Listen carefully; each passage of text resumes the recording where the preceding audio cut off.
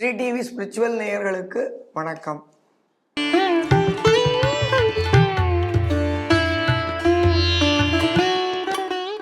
குரோதி வருஷம் உத்தராயணம் ஹேமந்த ரிது மகர மாதம், அதாவது தை மாதம் 15ஆம் தேதி 28/1/2025 செவ்வாய்க்கிழமை, பௌமபாரம், சதுர்தசி திதி 33 நாழிகை 43 வினாடிகை, அதாவது இரவு 7:30 மணி பர்யந்தம் வியாப்தி இருக்கிறது. சதுர்தசி திதி ஸ்ராத்தமும் இன்றைய தினமே அனுஷ்டிக்க வேண்டும்.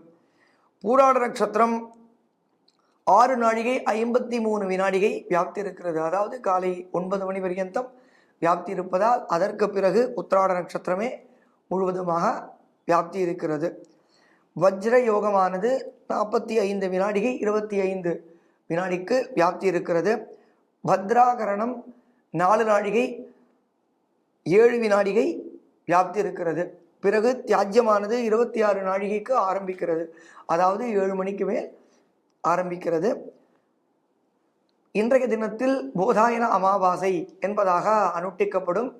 மாதம் அமாவாசைக்கு முதல் பெரும்பாலுமாக போதாயனம் என்றதான சூத்திரத்தை அனுஷ்டித்து அந்த பரம்பரையில் வருபவர்கள் பிதற்களை உத்தேசித்து அமாவாசை தர்ப்பணம், பிதர்களுக்கு அவிர்பாகங்கள் கொடுத்து பிதிருப்பிரீதியை அனுஷ்டிப்பர்கள். இன்றைய தினத்தில் விசேஷமாக கிருஷ்ண அங்காரக சதுர்தசி என்பதாக ஒரு விசேஷமான தினம் அமையப்பெற்றுள்ளது.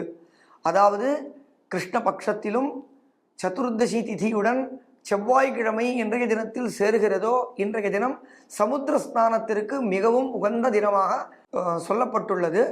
இன்றைய தினத்திற்கு கிருஷ்ண அங்காரக சதுர்தசி, அங்காரகன் என்றால் செவ்வாய், அங்காரக வாரமான செவ்வாய்க்கிழமையுடன் சதுர்தசி திதியும் கிருஷ்ணபக்ஷமும் சேர்ந்தால் இந்த புண்ணியகாலம் வரும்.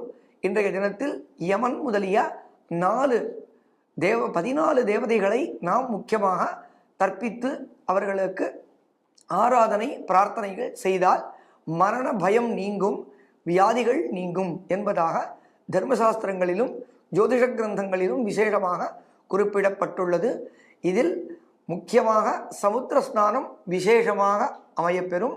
சமுத்திர ஸ்நானம் என்பது முதலில் நாம் கிரகத்தில் ஸ்நானம் செய்து கையில் கொஞ்சம் ஜலத்தை எடுத்துக்கொண்டு பிறகே நாம் சமுத்திரத்தை தொடுதல் நல்லது.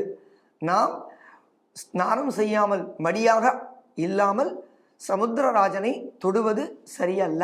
ஏனென்றால் சமுத்திரராஜன் சமஸ்த தீர்த்தங்களுக்கும் அதிபதியாக உள்ளார். எல்லா நதிகளும் சமுத்திரத்தில் போய் கலக்கிறபடியால் சமுத்திரராஜனை நாம் மிகவும் பிரசஸ்தியாக கொண்டாடுவோம். ஆகையால் இன்றைய தினத்தில் சமுத்திர ஸ்நானம் விசேஷமாக தர்மசாஸ்திரங்களில் குறிப்பிடப்பட்டுள்ளது. ஆகையால் இன்றைய தினத்தில் சமுத்திர ஸ்நானம் செய்து நாம் விசேஷமான பலனை அடைவோமாக. நாளைய தினத்தின் பெருமையை நாளை பார்ப்போம். வணக்கம்.